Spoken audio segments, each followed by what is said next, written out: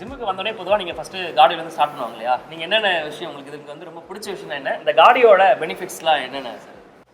இப்போ கார்டியோ பொறுத்த வரைக்கும் செரோட்டோனின் ஒரு ஹார்மோன் இங்கே உருவாகும். அந்த ஹார்மோனோட பெனிஃபிட்ஸ் என்னென்னா it's for help for brain, heart, நல்ல ஸ்லீப்பு. ஸோ அந்த மாதிரி விஷயம் இருக்கும்.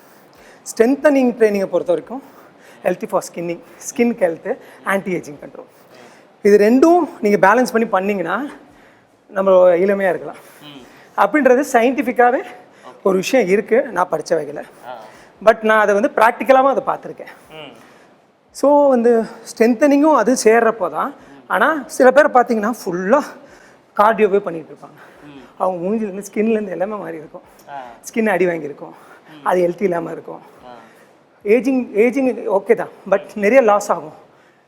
முடி லாஸ்லேருந்து நிறைய போன்ஸ் தேய்மானத்துலேருந்து எல்லா விஷயமும் இருக்கும்.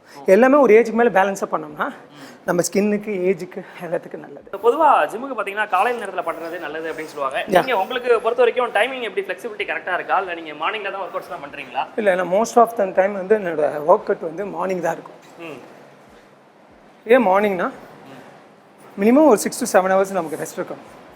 அந்த ரெஸ்ட்டு கிடச்சதுக்கப்புறம் தான் நம்ம மசில் நம்ம எந்த டேமேஜ் பண்ணாலும் அதுக்குள்ள ஒரு பெனிஃபிட்ஸ் கிடைக்கும். அப்படி இல்லை அப்படின்றப்போ வேஸ்ட் நம்ம பண்ணி நம்ம அந்த மாதிரி ஒரு நாள் ஃபுல்லாகவே அலைஞ்சிட்டு வந்து ஒரு ஒர்க் அவுட் பண்ணுறப்போ நமக்கு தேவையில்லாம் மசில் லாஸ் தான் ஆகும். மசில் லாஸு, ஹெல்த் இஷ்யூஸு நிறையா வரும். என்ன தான் இன்டேக் எடுத்தாலும் ரெஸ்ட்டுன்றது மஸ்ட்டு. நிறைய பேர் இப்போது பிரச்சனை என்னென்னா ஹெல்த்தி ஃபுட் யாருமே எடுக்கிறது கிடையாது, ஹெல்த்தில் வந்து ஃபோக்கஸ் கிடையாது. இப்போ நீங்கள் ஃபுட்டை பற்றி பேசுனால தான் கேட்குறேன். நீங்கள் இப்போ காலையில் ஜிம்முக்கு ஒர்க் அவுட் வரீங்கன்னு வச்சுங்களேன், அப்போ நீங்கள் காலையில் உங்களுடைய பிரேக்ஃபாஸ்ட்டு என்னென்ன விஷயங்கள்லாம் இருக்கும் அதை பற்றி சொல்ல முடியுமா? மார்னிங் வந்து நான் இங்கே ஜிம்முக்கு வரதுக்கு முன்னாடி நட்ஸ் எடுத்துக்குவேன். Seeds, flax seeds, sunflower seeds இந்த மாதிரி எடுத்துக்குவேன். இப்போ பாதாம் நைட்டு ஊற வச்சு சாப்பிடுவாங்க, அந்த மாதிரி அந்த மாதிரி தான் எடுத்துக்குவேன். ஸோ அந்த மாதிரி எடுத்தால் தான் அதில் ஒரு சத்து கிடைக்கும் உங்களுக்கு. டேட்ஸு, தென் வந்து 2 egg, then black coffee, other green tea.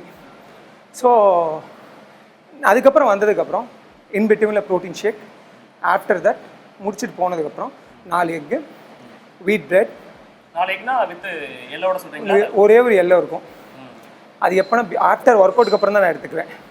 So எவ்வளோ ஒர்க் அவுட் லாஸ் ஆகி வரப்போ ஏகப்பட்ட லாஸ் ஆகிருக்கும். ஸோ அப்போது உங்களோட எக்கோட ஒயிட் பிளாக் எல்லோவும் ரொம்ப முக்கியம். ஸோ அதனால் நான் அதை எடுத்துக்குவேன். ஒரே ஒரு இது மட்டும் எடுத்துக்குவேன். அப்புறம் வந்து ஃப்ரூட்ஸ் இருக்கும், கேரட், பீட்ரூட்.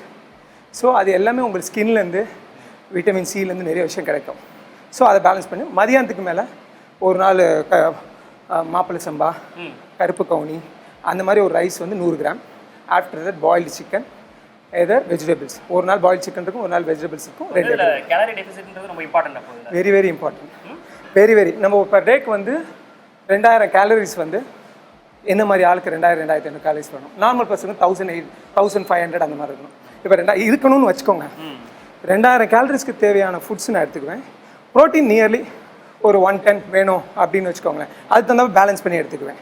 இப்போ 75 கிராம் நார்மல் டைமு, பீக் டைமில் 110 கிராம்ஸ் அந்த மாதிரி பேலன்ஸ் பண்ணி எடுத்துக்குவேன்.